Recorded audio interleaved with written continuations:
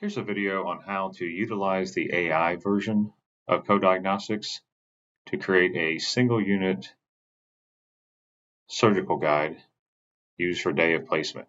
We start each case by coming to the New tab, and then we're going to import our DICOM data and our STL or surface scan. The first option is for DICOM. So let's select DICOM, and we're going to just select the root folder and import the entire folder and let the software extract what it needs. This is just the information that we're verifying that came off of our CBCT scanner. And you can see here we're going to provide the data with the AI assistant. So let's go ahead and do that. Once we select OK, the software is going to prompt us to indicate which arch we're working on. In this case, we're working on the maxilla. So we're going to say OK. And now we're also going to import the STL file or the surface scan. You can see the AI assistant is working here. So while it's doing these first few steps, I'm going to go ahead and bring in the surface scan. You can see here I have the patient's iOS, and I'm going to align it using the AI assistant. So here we just need to let the software know which model we're bringing in, and we're going to do maxilla.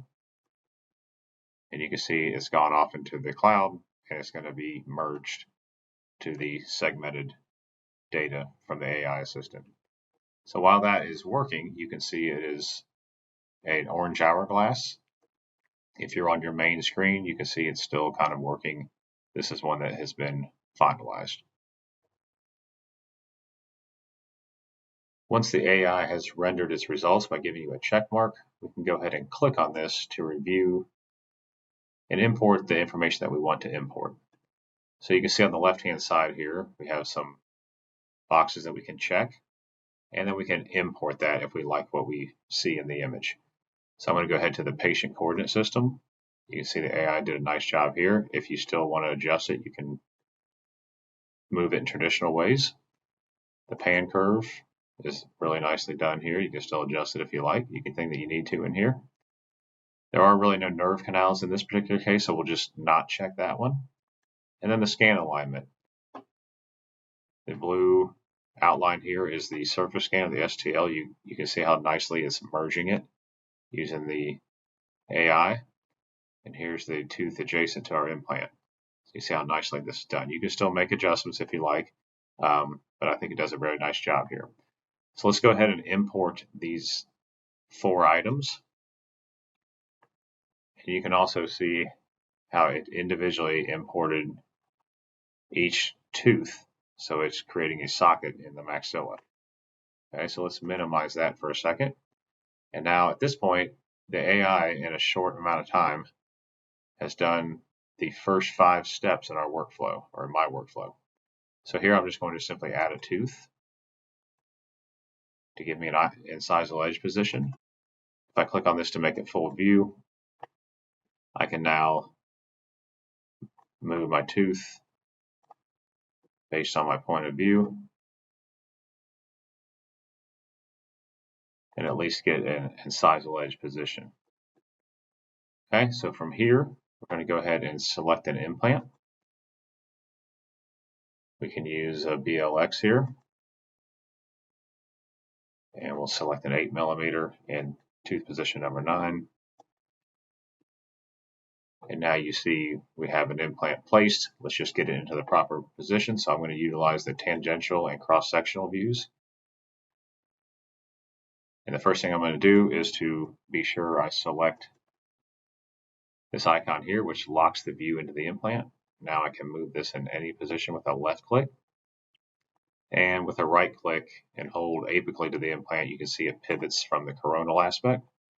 And vice versa, if you're above the implant, you're going to pivot from the apical area. So there's a combination of these 3 tools to see if you can get it to come maybe through the lingual, for instance, for a screw retain case.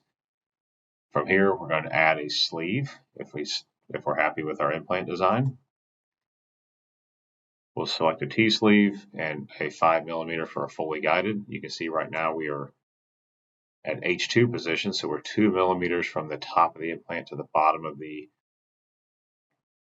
drilling sleeve. And here I can just simply left click and hold and move this up to get it up and out of the way. And we'll say OK. If I come back and look at my home screen, you can see that I've got my sleeve. I have my implant in the position I'm looking for. And now it's time to make a surgical guide. So when I click on the surgical guide, if you've brought in any other STLs or maybe the lower surface scan, it would be available here, but just make sure you're making it on the proper one. And here we want to go ahead and adjust this path of insertion so we see the height, the contour on the teeth adjacent. We'll go to next here. And you see we have a working model here. Let's increase this so we can see it better. You see this is where our implant is located. And now we're going to add a few more teeth onto our surgical guide. This is up to you how many teeth you want involved. And we go to 13. And now let's just align them over top of the teeth since we did change the path of insertion or the image in that previous step. So we just need to realign these spheres. And these are representing the resin that will cover the teeth. You could also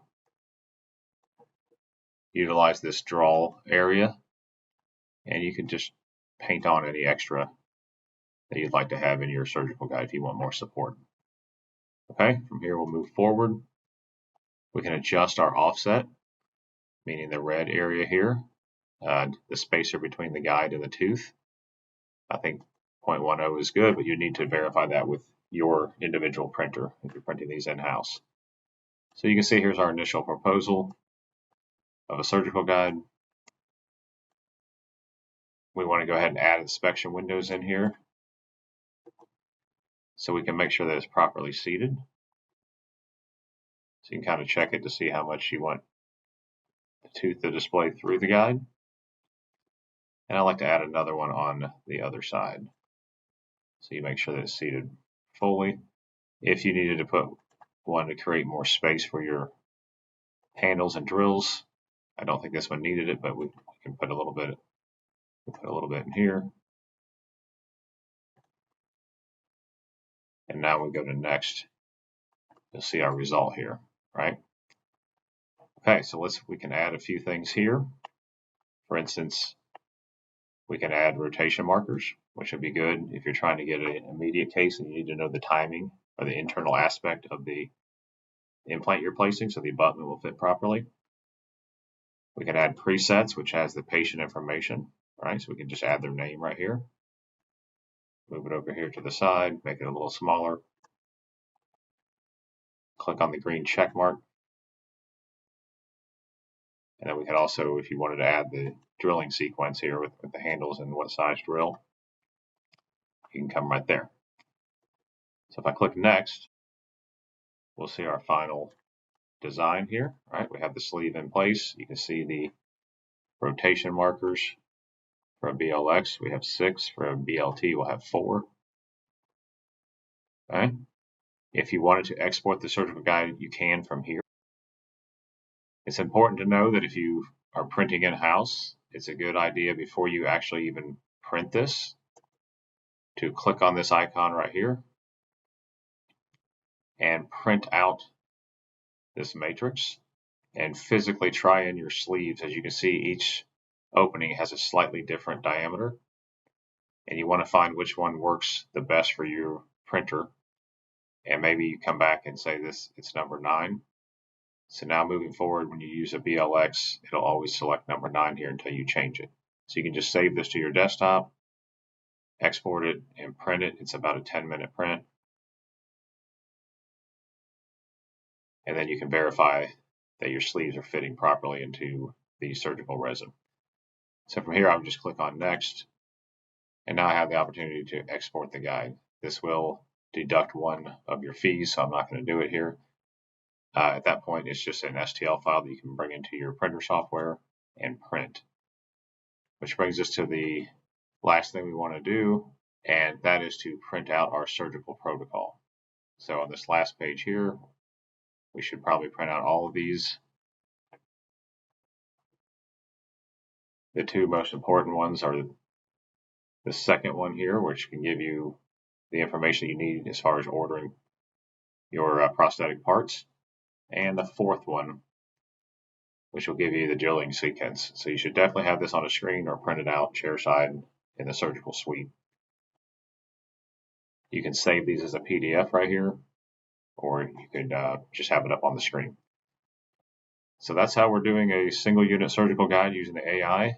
I think you'll find that the first 5 steps done for you creates a more effective and efficient way to plan your cases. I hope this helps.